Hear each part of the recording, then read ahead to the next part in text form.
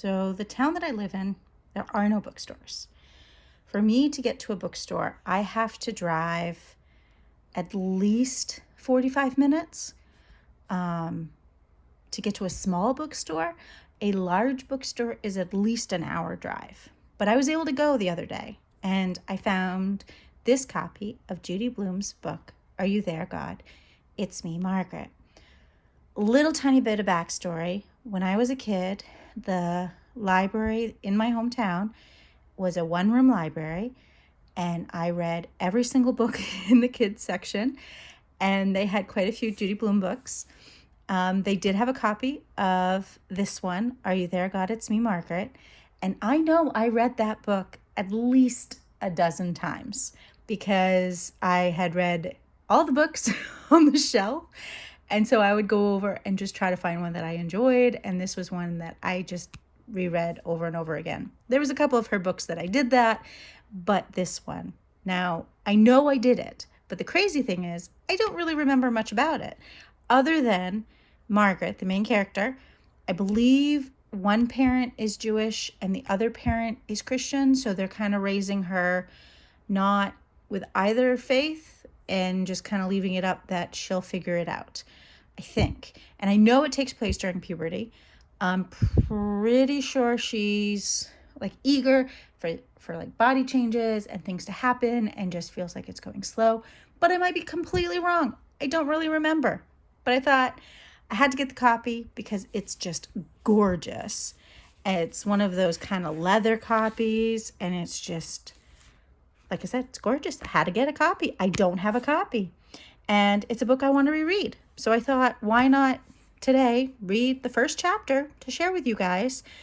And I know that I will be curious enough to remind myself what this book is about and reread the rest of it. And I hope by listening to the chapter, you might be intrigued to pick up a copy and read it for yourself. Again, this is Are You There, God? It's Me, Margaret by Judy Blume. And my name's Amanda. I don't always remember to tell you guys in these videos, but the name of my channel is Amanda Reads, and that's what this whole channel is about books and reading. And here goes. Chapter 1. Are you there, God? It's me, Margaret. We're moving today. I'm so scared, God. I've never lived anywhere but here. Suppose I hate my new school. Suppose everybody there hates me. Please help me, God. Don't let New Jersey be too horrible. Thank you. We moved on the Tuesday before Labor Day. I knew what the weather was like the second I got up. I knew because I caught my mother sniffing under her arms. She always does that when it's hot and humid to make sure her deodorant's working. I don't use deodorant yet. I don't think people start to smell bad until they're at least 12, so I still got a few months to go. I was really surprised when I came home from camp and found out that our New York apartment had been rented to another family and that we owned a house in Fairbrook, New Jersey. First of all, I've never even heard of Farbrook. And second of all, I'm not usually left out of important family decisions. But when I groaned, why New Jersey? I was told Long Island is too social, Westchester is too expensive, and Connecticut is too inconvenient. So Farbrook, New Jersey it was, where my father could commute to his job in Manhattan, where I could go to public school, and where my mother could have all the grass, trees, and flowers she ever wanted. Except I never knew she wanted that stuff in the first place. The new house is on Morning Bird Lane. It isn't bad. It's part brick, part wood. The shutters and front door are painted black. Also, there's a very nice brass knocker. Every house on our new street looks a lot the same. They're all 7 years old. So are the trees. I think we left the city because my grandmother, Sylvia Simon. I can't figure out any other reason for the move, especially since my mother says Grandma is too much of an influence on me. It's no big secret in our family that Grandma sends me to summer camp in New Hampshire, and that she enjoys paying my private school tuition, which she won't be able to do anymore because now I'll be going to public school. She even knits me sweaters that have labels sewed inside saying, made expressively for you by Grandma. And she doesn't do all that because we're poor. I know for a fact that we're not.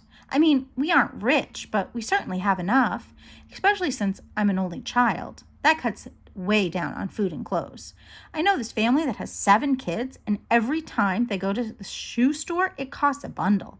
My mother and father didn't plan for me to be an only child, but that's the way it worked out, which is fine with me because this way I don't have anybody around to fight. Anyhow, I figured this house in New Jersey business is my parents' way of getting me away from Grandma. She doesn't have a car, she hates buses, and she thinks all trains are dirty. So unless Grandma plans to walk, which is unlikely, I won't be seeing much of her. Now, some kids might think, who cares about seeing a grandmother? But Sylvia Simon is a lot of fun, especially, I'm sorry, I'm trying, like my tongue is running away from me. I'm just enjoying this. But Sylvia Simon is a lot of fun, considering her age, which I happen to know is 60. The only problem is she's always asking me if I have boyfriends and if they're Jewish. Now, that is ridiculous because number 1, I don't have boyfriends. And number 2, what would I care if they're Jewish or not?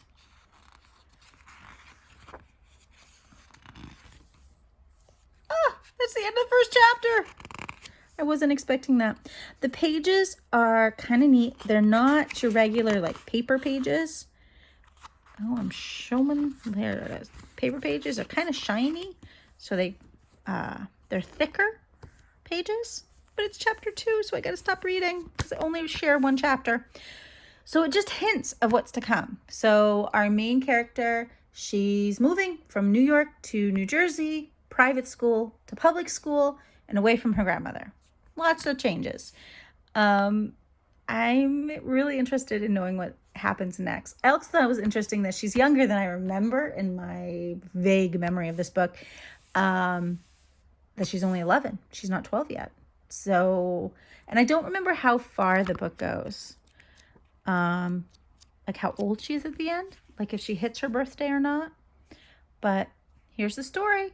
I hope this got you curious. Again, this is Amanda Reads, and I just read the first chapter of Are You There, God? It's Me, Margaret by Judy Blume. I should also remind you, if you'd like to hear more first chapters of books, please hit the like and subscribe button, and you'll get notifications as soon as I publish another chapter. Happy reading. Bye.